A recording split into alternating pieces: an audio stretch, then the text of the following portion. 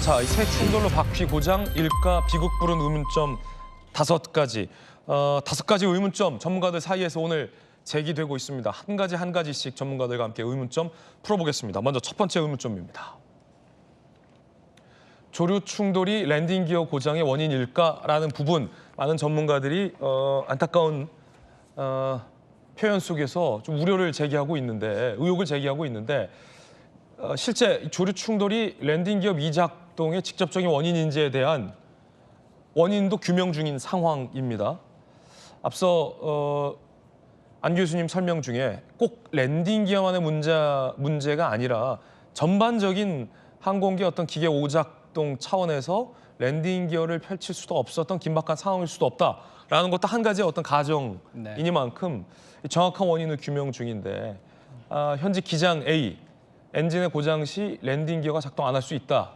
항공 전문가 국토부, 랜딩 기어 미작동과 연관성은 거의 없다.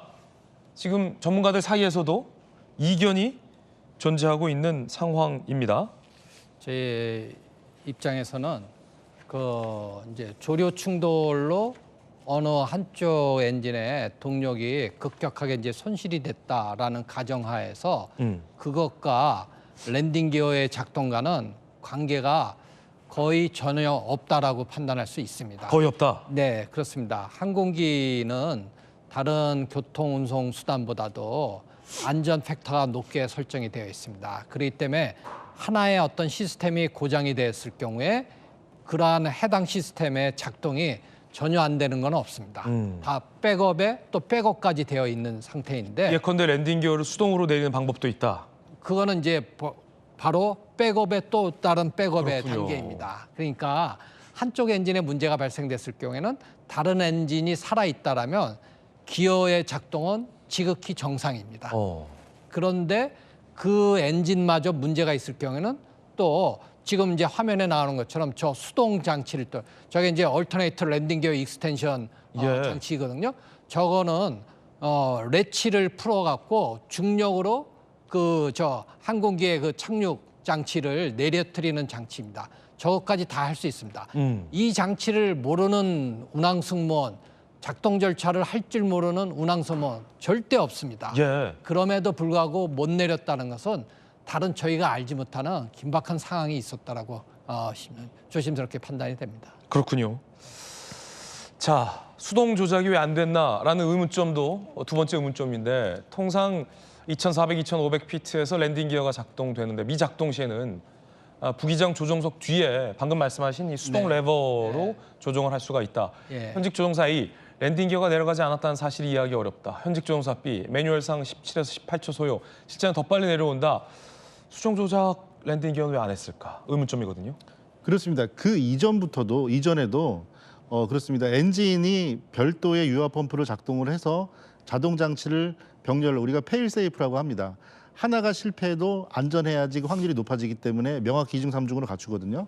그러니까 엔진 2개가 동시에 망가졌다고 하더라도 이거는 기종을 불문하고 갖춰졌어야 되는데 APU, 그러니까 비상동력 공급 장치에 랜딩 기어를 작동하는 것도 포함이 됩니다. 그 장치도 일단 안 됐고, 그리고 수동으로 그 이빨을 톱니를 잡고 있는 레치를 풀어서 중력으로 저절로 풀리게 하는 것도 바퀴 3개가 조류 때문에, 그렇다면 조류 충돌만의 원인이라고 하면 엔진 2개의 동시에 조류 충돌로 망가뜨리고 3포인트의 랜딩 기어로 끼어들어서 다 망가뜨렸다는 물리적인 상황이 매우 설명하기 힘든 상황이 되는 거거든요. 그렇기 때문에 줄을 와이어로프를 끌어당겨서 레버를 끌어당겨서 중력 수동 장치를 작동하기 이전에도 비상장치의 다른 것들과 관제사의 교신과, 그리고 또 제시하는 그 선회하는 방향, 이런 것들도 그 선회하면서 유리를 소진하는, 또 소방대에 시간을 주는 모든 과정에서 지금 밝혀져야 되는 부분이지만 실제 작동한 것이 있다면 이거는 그 동체 착륙을 판단했다는 명확한 근거가 되는데 아직까지는 보여지고 있지 않다는 부분이 있는 거죠. 헷갈릴 수도 있어서 질문드리는데, 과연 기장이 관제탑이 동체 착륙을 판단했을까라는 부분과 관련해서 동체 착륙을 판단 안 했을 상황도 있다는 거예요?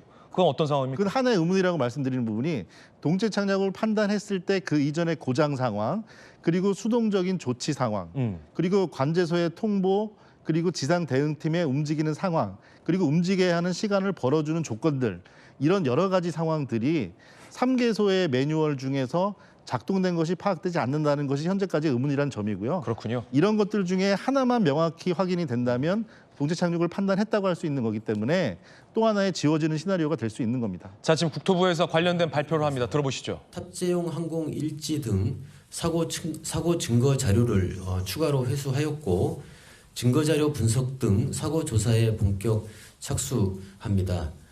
수거된 블랙박스는 금일 오전 김포공항 시험 분석 센터로 이송하여 분석 가능 여부부터 우선 확인 후 분석 절차에 착수할 계획입니다. 아울러 사고 조사와 관련해서 미 교통안전위원회는 참여를 하기로 했고 보잉, 그다음에 CFMI 엔진 제작사는 참여하는 방안을 협의를 하고 있습니다. 그리고 아울러 금일 관제 교신 자료 확인 및 관련 관제사 면담과 당시 상황에 대한 확인 과정을 거칠 예정입니다.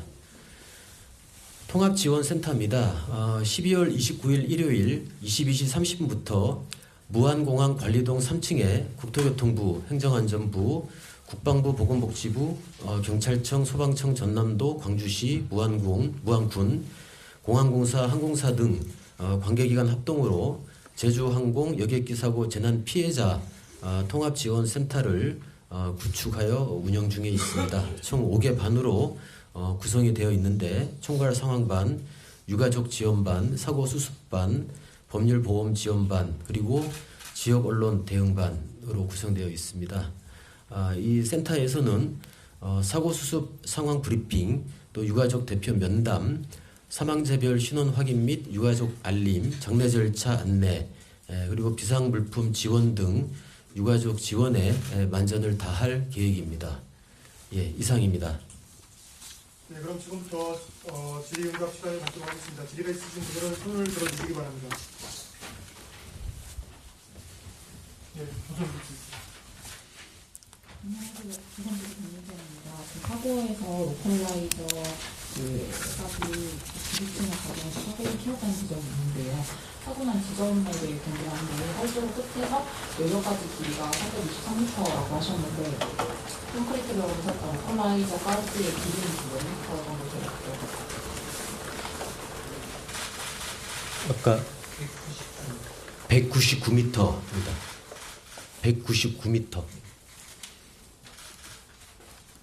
네, 다음 이재영 간사님.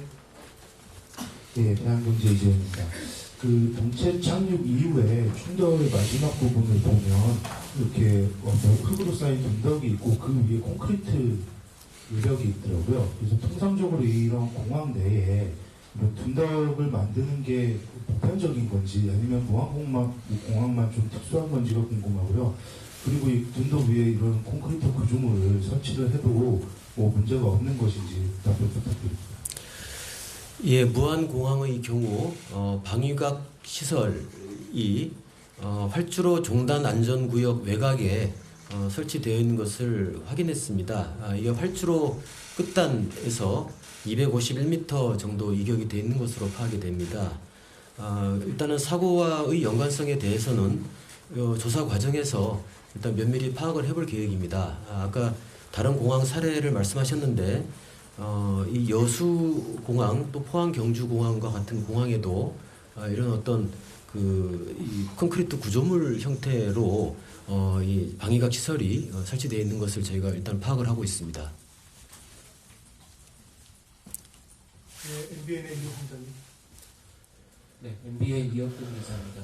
비행 기록 장치가 일부 손상되어 있다는 보도가 있었는데요. 어느 부분이 얼마나 손상된 것인지 첫 번째 궁금합니다. 그리고 사고 재발 방지를 위해서 항공기 운영 체계 점검을 예정하고 계신데 이 부분에 대한 계획은 어떻게 되는지 궁금합니다.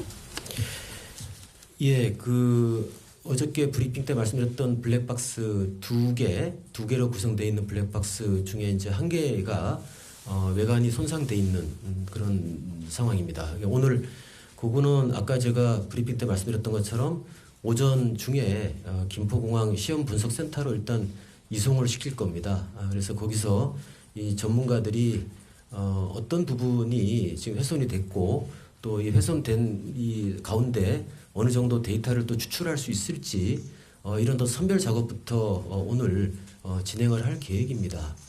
그 결과에 따라서 어느 정도 조사 방식이라든지 그런 것들이 결정될 예정입니다. 네, 정혜신문 보실까요? 네, 국토부 발표 실시간으로 전해드렸습니다. 오늘 전문가 두 분 모시고 이 무한 참사의 안타까운 사고 원인과 또 여러 가지 가능성에 대해서 여러 가지 이야기 들어봤습니다. 좋은 말씀 주신 두 분 전문가께 감사 말씀드리겠습니다.